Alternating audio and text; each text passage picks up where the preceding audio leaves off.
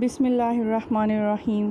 السلام علیکم پیارے بچوں، آج ہم نیا سبق شروع کریں گے جس کا نام ہے ناممکن سے ممکن کا سفر، جس میں ہم رائٹ برادران کے بارے میں جان سکیں گے، اس کے بارے میں پڑھیں گے، اور ہوائی جہاز کی ایجادات کے بارے میں بھی ہم پڑھیں گے، اور جو کہ رائٹ برادران کے مختلف واقعات اور سیر تفریحات اور تہواروں کا احوال بیان کیا گیا ہے، سب کے بارے میں ہم پڑھیں گے۔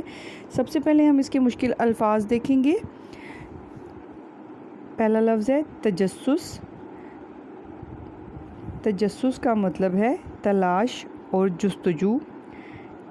دوسرا ہے تقویت۔ تقویت کا مطلب طاقت۔ شرمندہ تعبیر۔ شرمندہ تعبیر کا مطلب ہوتا ہے عملی شکل دینا، عملی جامہ پہنانا۔ اگلا لفظ ہے رجحان۔ رجحان کا مطلب توجہ، رغبت۔ اور ایئر میوزیم۔ ایئر میوزیم ایسا عجائب گھر جس میں فضائیہ سے متعلق چیزیں موجود ہوں۔ اب ہم اس کی ریڈنگ کریں گے، اس کی پڑھائی کریں گے۔ انسان پرندوں کو فضا میں اڑتے ہوئے دیکھتا تو اس کے جی میں بھی پرندوں کی طرح اڑنے کی خواہش پیدا ہوتی۔ وہ سوچتا کاش میرے بھی پر ہوتے اور میں بھی فضاؤں میں اڑتا پھرتا۔ فضا میں اڑنے کے خواب تو بہت سو نے دیکھے، مگر اس کی تعبیر کیسے ممکن ہو یہ کوئی نہیں جانتا۔ امریکی فوج 1903 میں ہوائی جہاز بنانے کی کوشش میں مصروف تھی۔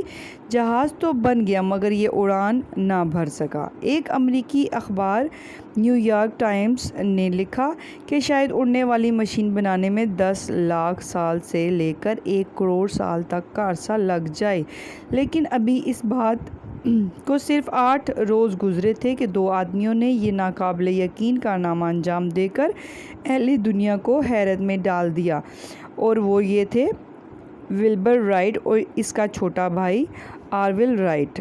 یہ ان کے نام تھے رائٹ برادرانز کے۔ ولبر رائٹ 16 اپریل 1876 کو امریکی ریاست انڈیانا میں پیدا ہوا۔ اس کا چھوٹا بھائی آرول رائٹ 19 اگست 1871 کو ریاست اوہایو میں پیدا ہوا۔ دونوں بھائی تمام عمر اکٹھے رہے۔ وہ بھائی ہونے کے ساتھ ساتھ گہرے دوست بھی تھے۔ وہ ایک ساتھ رہتے تھے، ایک ساتھ کھیلتے، ایک ساتھ کام کرتے اور ایک ساتھ سوچتے تھے۔ وہ ملٹن رائٹ نامی ایک پادری کے بیٹے تھے۔ رائٹ برادران کے والد اکثر چرچ کے معاملات کے سفر میں رہتے تھے۔ ان کی والدہ کالج کی تعلیم یافتہ خاتون تھی۔ وہ ریاضی اور سائنس کی ماہر تھی، خاص طور پر وہ مختلف آلات کو استعمال کرنے میں مہارت رکھتی تھی۔ وہ خود بھی کئی چیزیں بناتی تھی۔ آرول نے اپنے بچپن کے بارے میں لکھا کہ ہم خوش قسمت تھے کہ ہم نے ایک ایسے ماحول میں پرورش پائی جہاں بچوں کو حوصلہ افزائی کی جاتی تھی، جو چیز ان میں تجسس ابھارے وہ اس کے بارے میں کھوج لگائے۔ گھر میں پڑھنے کا رجحان غالب تھا۔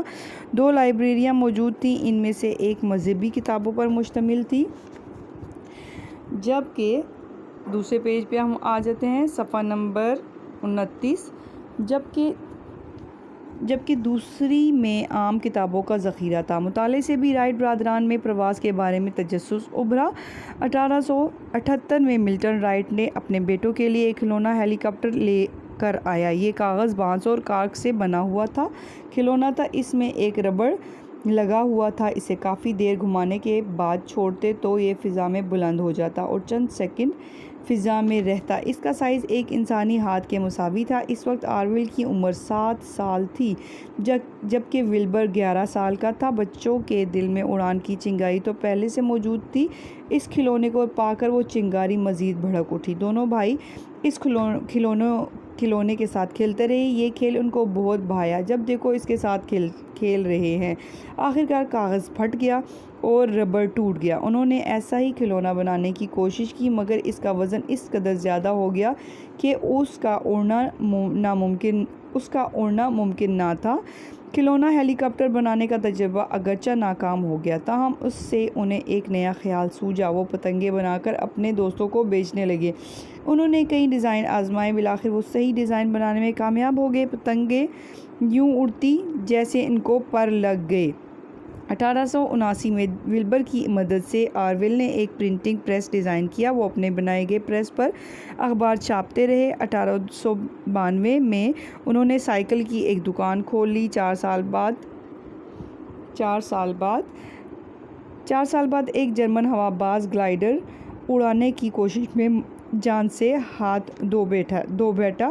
اس سے بھی رائٹ برادران اور ان کے حوصلوں کو تقویت ملی۔ انہوں نے سوچا انسان کا فضا میں اڑنے کا خواب شرمندہ تعبیر ہو سکتا ہے۔ 1900 سے لے کر 1902 تک دونوں بھائی مسلسل تجربات کرتے رہے۔ پھر 17 دسمبر 1903 کو شمالی کیرولینا کے مقام کٹی ہاک پر کی گئی پہلی پرواز کا منظر یہ جہاز نیشنل ایئر میوزیم واشنگٹن میں رکھا گیا۔ اب یہ تصویر میں آپ دیکھ رہے ہیں، یہ انہوں نے بتایا ہوا ہے۔ اب اس کے بعد ہم اگلے پیج پہ آتے ہیں۔